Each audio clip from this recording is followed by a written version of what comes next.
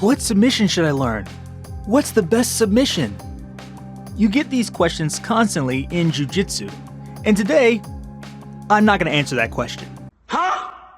What I will answer is, what are the most common submissions, and what are the highest percentage submissions?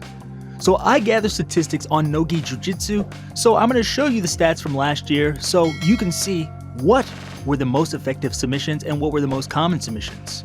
I gathered data from hundreds of matches in 2023, so now let's look at the top 10 most common submissions in Nogi Grappling. At number 10, we have a tie between two submissions.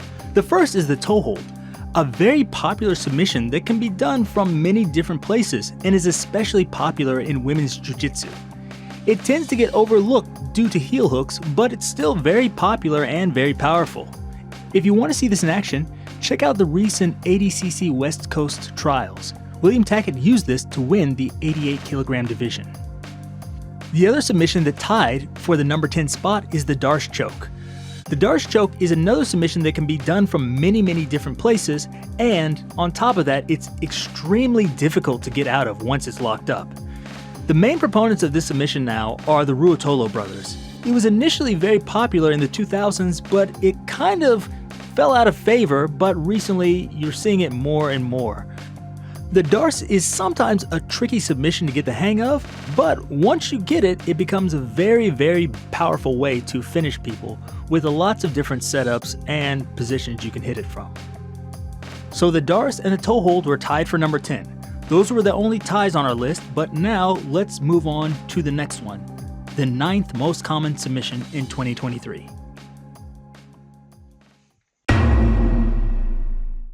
Coming in at number 9 is the arm triangle, or katakatame.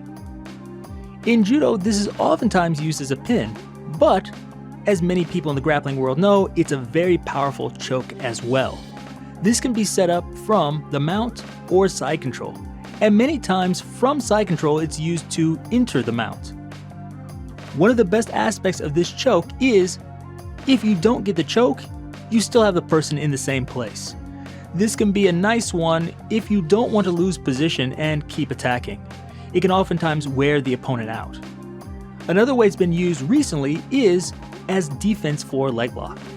Once someone finds himself in a leg entanglement, all they have to do is use a smash pass, and from there, oftentimes the arm triangle is right in front of them. This makes it a very good counter or defense for all sorts of different leg locks. One of the main benefits of this is it can be used by any type of body. You don't have to be particularly large, you can be skinny, you can be fat, you can be muscular. This works for everyone. And if done correctly, it doesn't use a lot of strength, but it will take a lot out of the person on bottom trying to defend it. So that's why it's here at number 9 for the most common submission. At number 8, we have the knee bar. The knee bar is a technique that's legal in no-gi and gi grappling.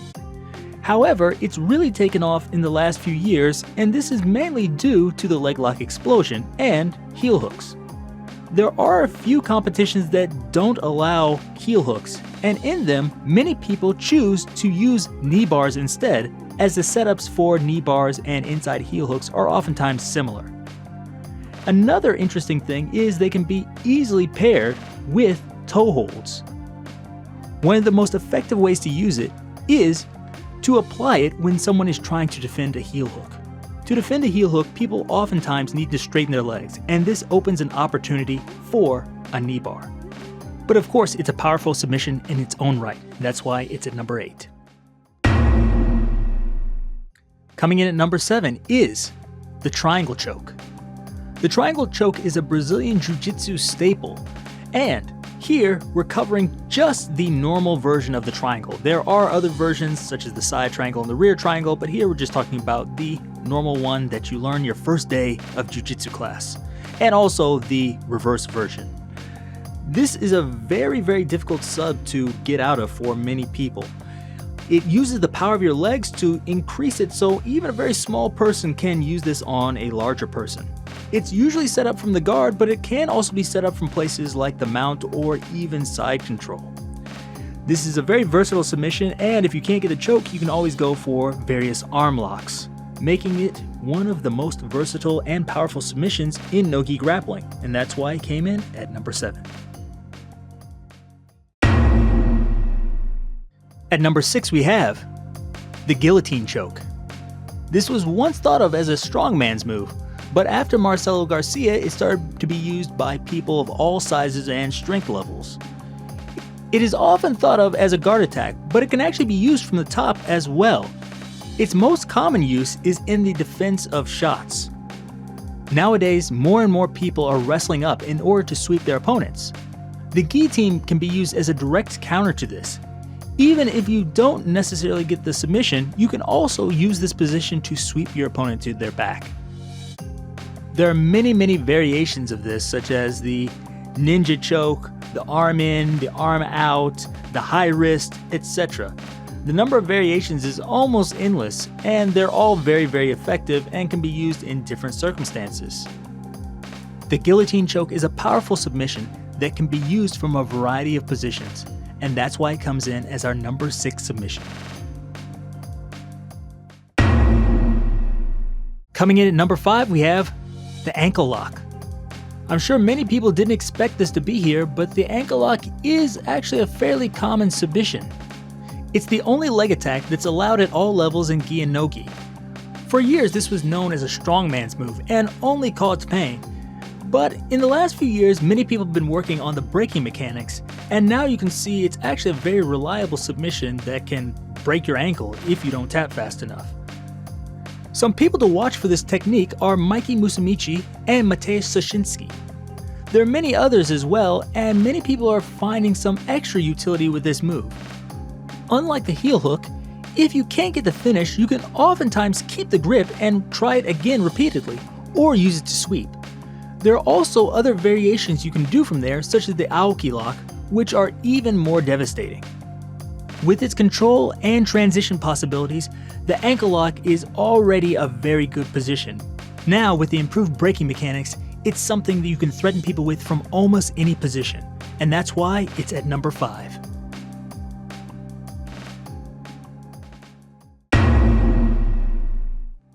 At number 4, we have perhaps the most iconic grappling submission, the armbar. Now, this is a move that can be done from top and bottom, and recently there are lots of different variations. This certainly isn't a new trend. The armbar has been popular for years and years. However, in the last few years, the mount has become more popular and the armbar has become one of the staple submissions from that position. On top of that, there's a newer variation of the armbar called the choi bar that has become more and more popular over the years. Now, I didn't include the choi bar in these armbar statistics, but just for people to know, the choi bar is one of those submissions that you're seeing more and more, and it's a very effective way to set up the armbar. Normally, a move only has a limited number of people who are good at it, but the armbar is actually very popular and there's many people who are good at it. Just one off the top of my head is Gordon Ryan, who's been using it recently, especially from mounts, so check out some of his matches if you want to see it used masterfully. The armbar is something that works from your first day of grappling all the way to the World Championship, and that's why it's number 4. Coming into the top 3 spots, next up we have the outside heel hook. The outside heel hook has been around for a while. However, it wasn't until the 2010s until leg locks really started becoming popular. At that time, the first ones to become popular were the outside and inside heel hooks. However, after this, for a while the outside heel hook went out of fashion for a bit, but in the last 2 or 3 years it's come back, and now you see this regularly.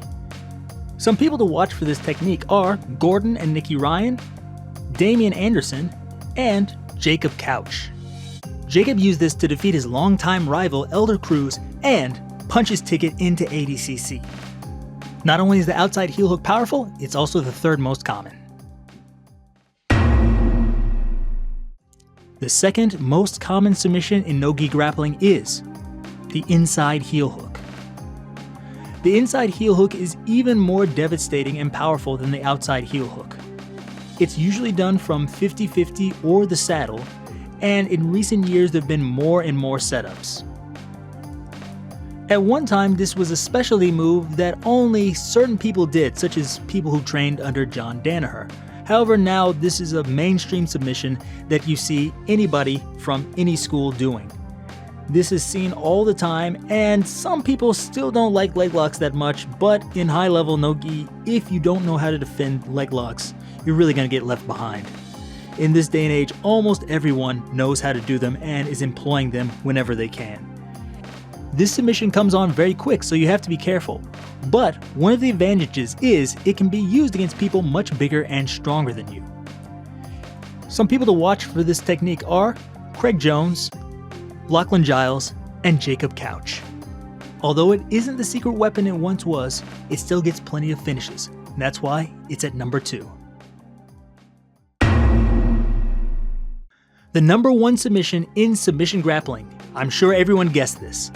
It is the rear naked choke. The rear naked choke is head and shoulders above all the other submissions. Not only is it the number 1 this year, but it seems to come up as the number 1 almost every single year. And not just in no-gi submission grappling, but it's also true of MMA, and it has been for a long time. People sometimes ask, what's the best submission? And I always say, it depends on the person, except for the rear naked choke. The rear naked choke is the one submission I'd recommend everyone to learn. It's very powerful. You can do it if someone's larger than you. It's great if you're big, you're small, you have long arms, short arms, etc. It's just a very, very powerful submission that I think everyone should become proficient at. If you want to watch the real masters, I suggest looking at people like Gordon Ryan, Ethan Krellenston, Marcelo Garcia. Maybe retired for a while, but I think he's probably the all-time master. Also, Craig Jones is very good. There's many people that are good at this technique, and I think the better you are at this, the more success you'll have in submission grappling. That's it. That's the top 10. Those are the most common submissions in no-gi grappling. I did all the data collecting myself. You can see more here and see where your favorite sub ranks or whatever, but now you know the top 10. What else? Okay, I did say that I was going to give you the highest percentage submissions. I'm not going to give you 10 of those, but I will give you 5. So let's get into the highest percentage submissions. I prayed for this and it happened. I bet you weren't expecting to see this back so soon. The outside heel hook is not only one of the most common submissions in no-gi grappling, it's also one of the highest percentage submissions. The outside heel hook had a 15.7% success rate, which I think is pretty good. It finished a lot of good people and is definitely one of the better submissions. A few years ago, people were saying leg locks were a fad and they'd go out of style, people would learn how to defend them, but that actually doesn't seem to be the case. Lots of people are still getting finished with submissions all the way into 2024, and I expect that trend to continue in the future. While we're on the subject of leg locks, let's move into number 4. At number 4, we have the inside heel hook. As I said previously, the inside heel hook is a bit more powerful than the outside heel hook. It can be found in 2 main places, that's the saddle and the 50-50. The 50-50 is especially easy to get into, so you see it utilized there a lot. Years ago, you might have seen 50-50 sweep battles, especially in IBJJF competitions, but with the addition to the inside heel hook, that's not really happening anymore. Once you get in there, you're probably going to see a submission or escape pretty soon, which I think makes things more exciting. The inside heel hook had a 28.7% success rate, which I think is very good. It's almost twice as much as the outside heel hook. So that definitely makes this a good submission to go for. Lots of people are having success with it. But now, let's look at the number 3 submission. Now at number 3, we have a submission that wasn't seen on the most common list. This is the Kimura. Kimura is a very basic submission. It's probably one of those that you learned on your first or second day, but it does actually work. Some people online are saying, you don't ever see that at the high level, but that's actually not true. You can see it at WNO, you see it at UFC Fight Pass, you see it in ADCC, etc. As I said, it's not the most common submission, but it is a very high percentage submission. The Kimura had a 28.8% success rate, which puts it slightly above the inside heel hook. It just beat it out. So that's why it's here at number 3. Now let's look at number 2. At number 2, we have the Humble Armbar. It's basic, it's simple, and it works. This is a bread and butter move that works all the way up to the highest level. You see it in Sambo, Judo, catch wrestling, Brazilian Jiu-Jitsu, even in mixed martial arts. It's just a very fundamental move that can work for anyone, no matter what their body type, strength, etc. The armbar had a 38.1% success rate, which means that over a third of the times it was attempted, it worked. You can't ask for much more than that. So that's why the armbar is the number 2, the runner-up submission. But now let's look at who's number 1. At number 1, we have Ushiro Sankakujime. What? Okay, I was lying. It was actually the rear naked choke again. As I said, the rear naked choke is probably the best submission. It's one of the ones that works in almost every rule set, and it works year after year. These stats are all from 2023, but it's been like that in 2022 and 2021. I haven't been keeping stats for a long time, but every year I've kept stats, the rear naked choke has come out at number 1. So there you have it. The rear naked choke had a 41.8% success rate this year, which is almost 50%. That's a crazy stat, to be honest, but it just shows you how effective it is. On the screen, you should be able to see the full stats, so you can check out whatever you want there. I actually wasn't lying about the Ushiro Sankakujime, also known as the rear triangle. That does have a very high submission rate. However, for these stats, I wanted to exclude all the submissions that had less than 5 finishes. The reason is I didn't want someone to hit like one wrist lock or, one go-go palata and that be the number 1 submission. I don't think that's really fair. So that's how I did that. Some people might be asking, does that mean these are the best submissions or the ones I should learn? I don't know about that. This is just a snapshot of 1 year. And lots of these you'll see year after year, but some of them kind of change. Also, something that's really very important here is it's not like one person is hitting all these subs. Usually, one person has one sub they're really good at and they hit it over and over again. And there's some subs that aren't on here that high-level people were able to hit over and over again. So I wouldn't necessarily use this as something that you have to learn these subs or you have to be good at all of these, because I don't think there's any pro grappler that's good at all of these. But if you kind of want to use it as something that, that seems like an interesting technique, I might want to check that out. I think that's good. These are obviously seen a lot in pro grappling and they obviously work. So with these, there are no like meme submissions. I think all of these are pretty stable and you'll probably be seeing lots of them next year as well. So there you have it. Those are the most common and highest percentage submissions, at least for last year. Coming up in the next few weeks, I'm going to be covering a few more events, especially the PGF. I'm going to be doing the stats for that, so stay tuned. Also, if you haven't subscribed to this channel, please subscribe. Very important. If you have any questions or comments, leave those down below. And if you'd like me to do the same thing for sweeps or takedowns or something, let me know down there too. With that, thank you very much. Till next time, see you.